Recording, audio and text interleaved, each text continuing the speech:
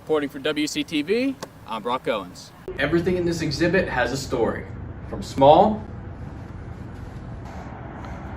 to large to the one they couldn't even be here. Reporting for WCTV from Benedum Dining Hall, I'm Brock Owens.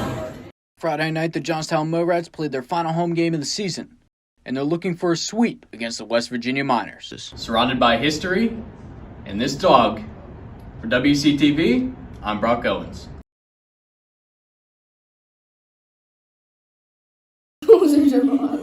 Thursday night, the Eva K. Bowlby Library had its Stream in the STEM program, but this week, it was more like launching in the STEM. But what are these kids doing with science, technology, engineering, and math? This week we had a Valentine's Day catapult experiment. That's right, she said catapult. All right. Students built catapults and then launched different Valentine's Day candy. It's really just to get them interested in, building things with their hands and using different science and technology and just to have fun with it. So the program's built for fun, but do the kids really enjoy it? They like pretty much any time we bring them to a program at the library. They always enjoy it, and a lot of times they're meeting new kids who they don't hang out with at school. All right, so the fun is real, but it isn't all just fun and games. We had a little competition to see if we could get them to hit a target and land in a bowl for a prize. But the main goal of the program? Just try to keep that passion growing within them as they go through school.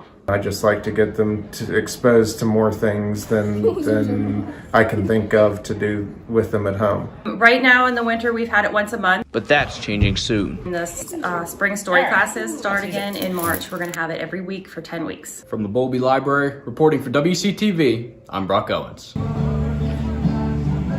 The Carmichael's Covered Bridge Festival was held beside the Green Academy of Art this past Saturday and Sunday. You name it, we pretty much have it here. And he wasn't lying. The function of the Green Academy is to promote the arts. As you can hear in the background, the music playing. If you look around and see, there's paintings, there's craft work. Over to this side over here, we have free face painting. Out in the cemetery out there, we have 2 horses, Belgian horses, with a carriage wagon on the back and free horseback rides. But it's not just the art and horses. We have food vendors, kettle corn, lemonade stand. And let's not forget the best part. This is our second year of giving ice cream away. We got a sponsor who pays for the ice cream and the cones, but this is a nice one. We attract people from all over. Reporting for WCTV, I'm Brock Owens.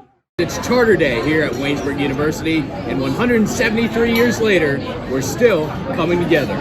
Events like this help build the Waynesburg community. Community is the essential part of this university experience, and coming here and being a community and sharing just our mutual care for each other. Lee also takes a Christian message from Charter Day. I think it reminds us of our foundation, the foundation of the Lord, and to take that moment and reflect about how God has sustained this university through the ages and produced great people that have gone out and made a difference in the world through their lives, to be lights in the darkness. That day celebrates all of that. But there's something else that takes the top spot for Lee. Always a favorite part for me are the students, and I mean that sincerely. I just love being able to talk to the students, and they're so approachable. But one thing continues to be synonymous with Charter Day. Well, obviously Charter Day chicken. I thought I'd have to give it another try this year, since last year it was a little weird.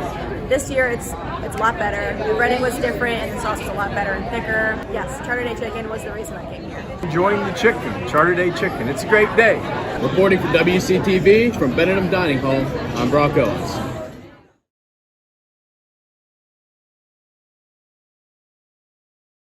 How can we protect the Earth from potentially dangerous asteroids? That's a question NASA tackled Monday night. NASA deliberately crashed an uncrewed spacecraft into an asteroid to see if they can prevent future threats from hitting our planet. Jen Sullivan recaps the launch and explains what scientists are saying about this test. The Senate voted Tuesday for a stopgap bill that would keep the government funded through December 16th. The tally was 72 to 23. This comes after Senate Majority Leader Chuck Schumer pulled a controversial energy permit reform proposal. He said Republicans made it clear they would block the short-term funding extension if Senator Joe Manchin's proposal was attached. Philadelphia police say they are looking for at least 2 shooters who opened fire outside of a high school, killing 1 teen and injuring several others.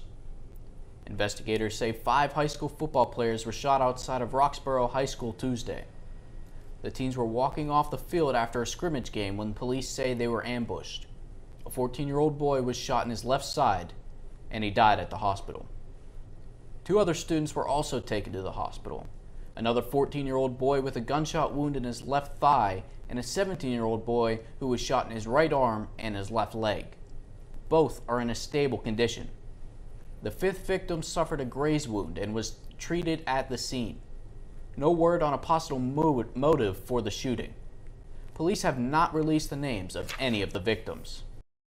The Ronald Reagan Presidential Foundation and Institution is rewarding the Ronald Reagan Freedom Award to Ukraine's president, and foundation says Zelensky is being recognized for his courageous fight against tyranny and standing up for freedom and democracy. It says he's become the face of Ukraine's resistance to Russia's invasion, and he's earned the respect of his people and the world by refusing to flee the capital, urging Ukrainians to resist and winning over European leaders and citizens. The first Freedom Award was given the former Russian President Mikhail Gorbachev in 1992. Other recipients include former U.S. Secretary of State Colin Powell, former President George H.W. Bush, former King of Jordan King Hussein, and former British Prime Minister Margaret Thatcher. Hey, I'm Brock Owens, and this is your 7-day weather forecast. Today's high was 75 degrees, and tonight the temperature will fall to 51 degrees with no precipitation, which is something you'll be hearing quite a lot in this forecast. Tomorrow there will be no rain with a high of 79 and a low of 56 degrees. The weekend looks to have beautiful weather as well. Saturday the high is 82 and the low is 60, and Sunday the high is 81 and the low is 61, and no rainfall on either day. Looking into next week, Monday looks to have an 83-degree high and 63-degree low, and there is a little bit of a chance of precipitation, but it's still not likely. And the chance of precipitation is still the same on Tuesday, and so is the high temperature at 84 degrees with a low at 60.